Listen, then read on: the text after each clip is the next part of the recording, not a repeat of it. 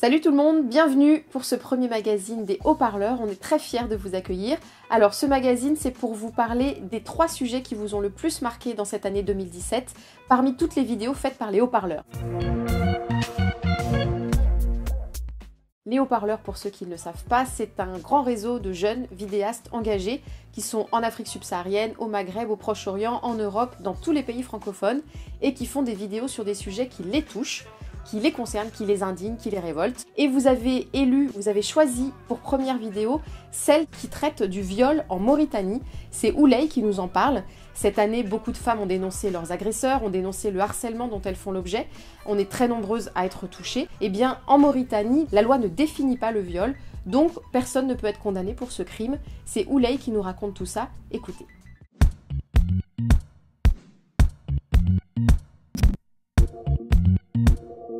لا تميت فما تيتاكي راقدين جوجة داخل عليا وتوفوا تبارك معايا يخنقني هيدا وتوفوا اعتدى عليا وقلت نصغير ما أحلى حد عليه.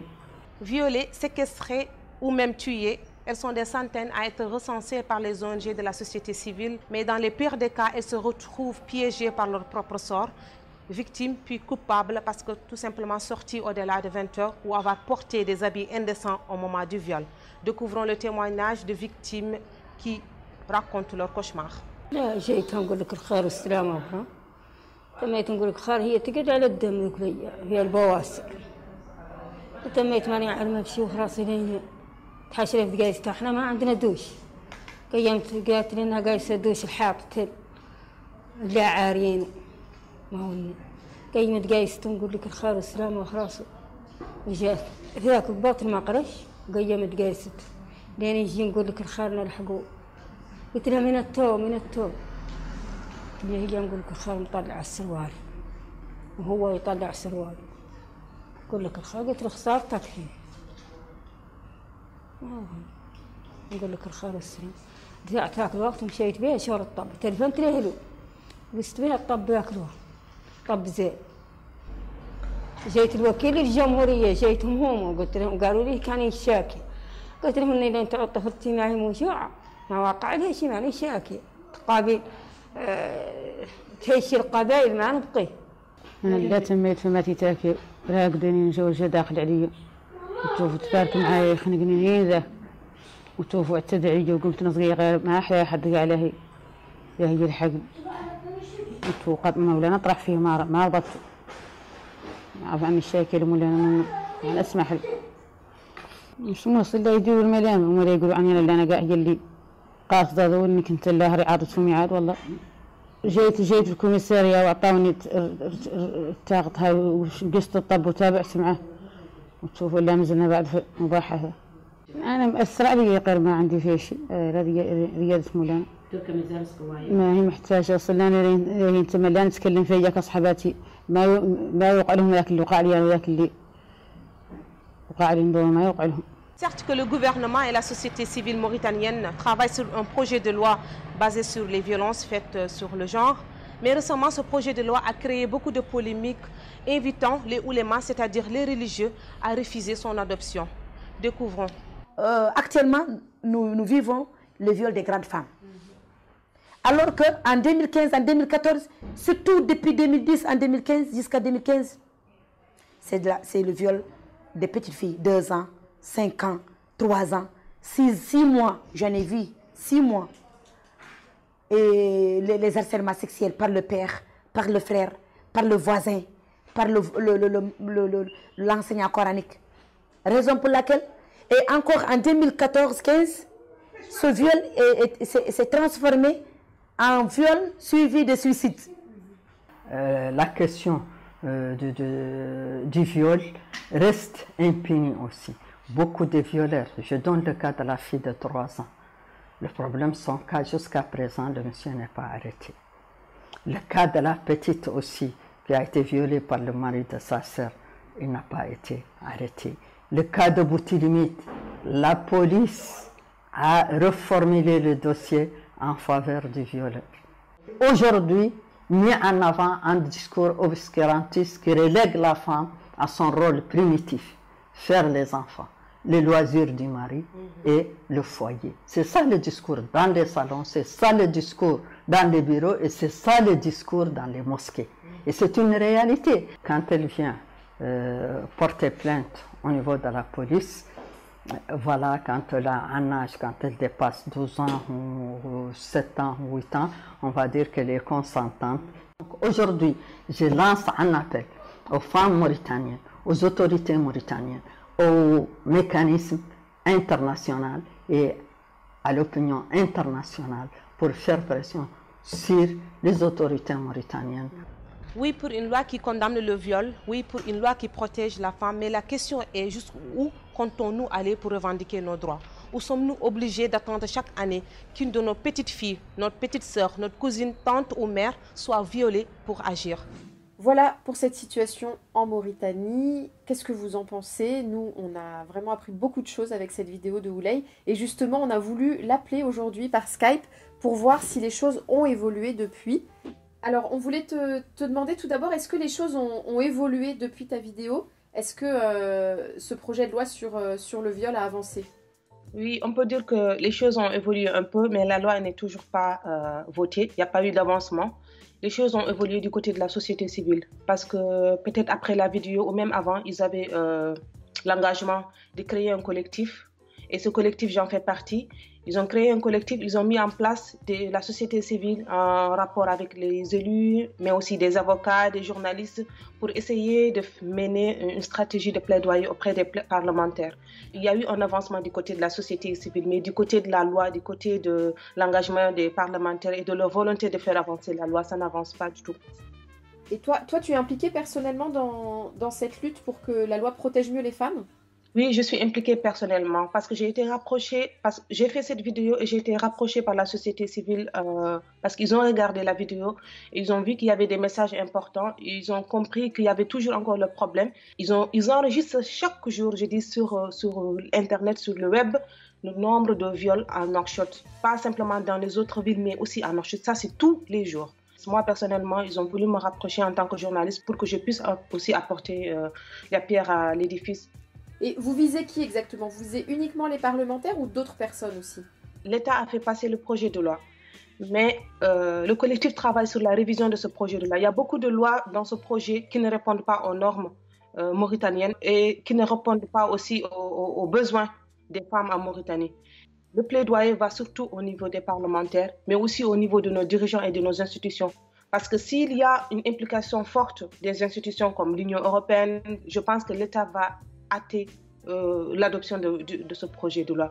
Et est-ce que ta vidéo sert concrètement? Est-ce qu'elle permet de faire évoluer les mentalités justement? Oui, je pense que ça fait avancer les choses parce que maintenant, beaucoup de communications se font sur le cas des viols à Nouakchott et beaucoup de conférences ou de rencontres sont organisées et je peux dire que beaucoup utilisent la vidéo pour faire passer le message. Merci beaucoup Houleye, merci, bravo vraiment pour ton engagement. Et on attend avec impatience tes prochaines vidéos de la Mauritanie. Merci. À bientôt. Ciao, ciao. Voilà, et nous, on continue. On passe à la deuxième vidéo que vous avez choisie parmi toutes celles qu'on vous a proposées pour l'année 2017. On part cette fois au Togo, à Lomé. C'est Momo, un slammer, c'était sa première vidéo pour les haut-parleurs. Momo a décidé de dénoncer tout ce qui ne va pas dans le pays, toutes les raisons pour lesquelles les jeunes sont dans les rues en ce moment au Togo, pour dénoncer le pouvoir et la façon dont le pays est géré. Regardez, attention, ça décoiffe. Et Momo a bravé beaucoup de dangers pour faire cette vidéo. C'est parti.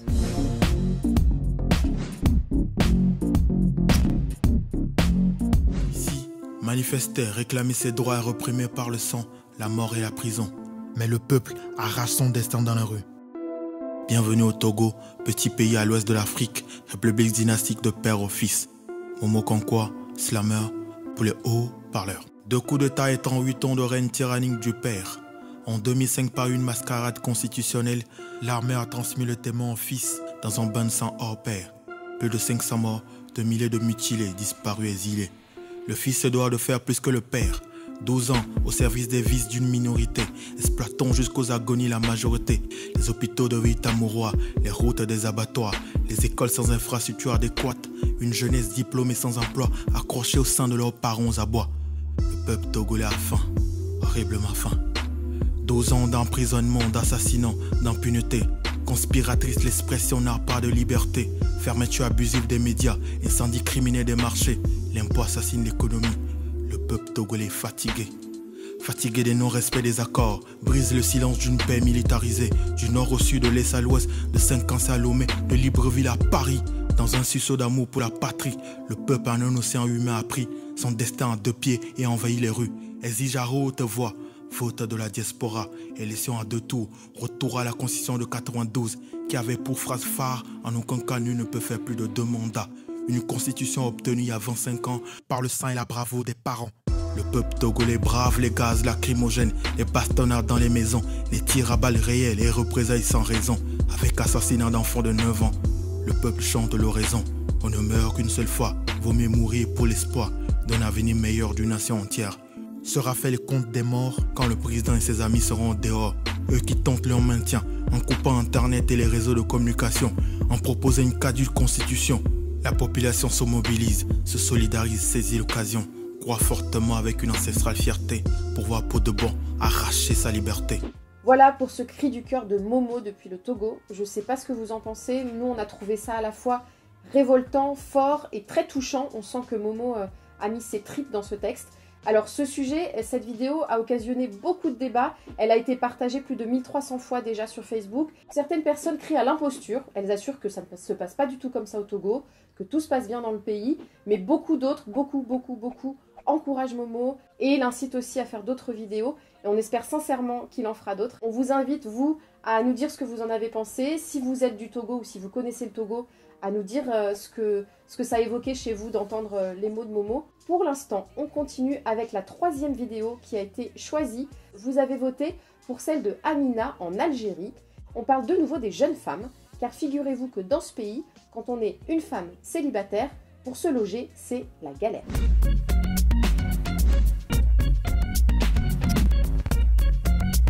Ça vous dérange pas de louer pour une femme? Vous êtes célibataire? Oui, je suis célibataire. Mais il faudra que je demande au propriétaire. Elles sont très discriminées pour l'accès au logement parce que ça ne se fait pas. Une femme qui vit seule en Algérie, on vit soit avec sa famille, soit avec son mari, mais pas seule. Et donc j'ai rencontré Mima et elle va nous raconter ce qu'elle a vécu quand elle a recherché un logement. Vraiment, ce qui m'a heurtée, c'est les annonces où ne sort pas la nuit, ne fume pas. Donc ça m'a vraiment choquée. Je me suis dit, mais qu'est-ce qui se passe? Voilà. On cherche des filles de bonne famille qui ne sortent pas la nuit. Ah ben voilà, agence loue studio meublé pour les hommes, pas de couple et pas de femmes. Et lorsqu'on appelle l'agent immobilier, ce dernier semble gêné. Je vous appelle à propos de l'annonce qu'il y a sur Wetknis. Ça vous dérange pas de louer pour une femme? Bon, pour habitation, là, que je train aussi. Non, pour habiter. Bon, c'est pas moi le propriétaire. D'accord. Donc je vais demander, vous êtes célibataire? Pardon? Vous êtes célibataire, toute seule? Oui, je suis célibataire. Mais il faudra que je demande au propriétaire. Vous l'avez vu, c'est vraiment la galère de louer un appartement quand on est une fille célibataire. Et ce qu'on ne sait pas, c'est que souvent après l'épreuve de l'agent immobilier et du propriétaire, il faut savoir gérer le voisinage. Comme vous pouvez le voir, derrière moi, il y a pas mal d'hommes en bas des immeubles et ils sont là pour vous regarder et ça peut être un peu pesant parfois. Et ça a été le cas de Mima. En fait, elle a complètement changé son comportement, elle a développé des techniques pour être discrète. Tu peux pas mettre de la musique, par exemple. En fait, tu peux pas parler à voix haute ou... Et le fait, en fait, qu'ils avaient le numéro de téléphone de la propriétaire et que à chaque fois, ils l'appelaient pour lui dire, tiens, voilà, elle rentre tard, voilà, elle met de la musique, elle reçoit des filles, etc. En fait, ils te guettent. Tu sens que tu es surveillé. Voilà, tes déplacements, à quelle heure tu es sorti, à quelle heure tu es rentré. Elle vous étonne cette histoire? Et pourtant Mima n'est pas la seule à vivre ce genre de situation, on est nombreuses en Algérie. Moi-même j'ai dû déménager plusieurs fois parce que je subissais trop de pression de mon voisinage. Et c'est pour ça que je tenais à faire ce sujet, parce qu'on est nombreuses à croire qu'en fait on est souvent en tort et on a tous les droits de vivre seul ou en colocation. Et voilà pour la situation en Algérie envoyée par Amina. Alors cette vidéo est de loin celle qui a été le plus vue de toutes les vidéos de 2017. En lisant les commentaires, on se rend compte qu'il y a vraiment 2 mentalités qui s'opposent un petit peu. Tous ceux qui trouvent que c'est scandaleux que des femmes ne puissent pas se loger librement en Algérie, et tous ceux qui pensent que effectivement une femme seule ne peut pas loger seule ou en colocation avec d'autres jeunes femmes. Elle doit vivre avec sa famille, avec son mari, etc. Donc voilà, on est très content de voir que ça fait débat. Continuez à alimenter les réseaux sociaux des haut-parleurs, continuez à venir nous dire ce que vous en pensez. Si des sujets vous intéressent, si vous souhaitez qu'on les traite, venez sur la page Facebook, venez sur la page YouTube. Prenez la bonne résolution pour 2018 de parler des haut-parleurs autour de vous. On a besoin de faire grandir la communauté. Et puis, je vous souhaite, de la part de toute l'équipe des haut-parleurs, une très belle année 2018, une année engagée, une année qui ait du sens. On vous souhaite tout le bonheur du monde. À très bientôt.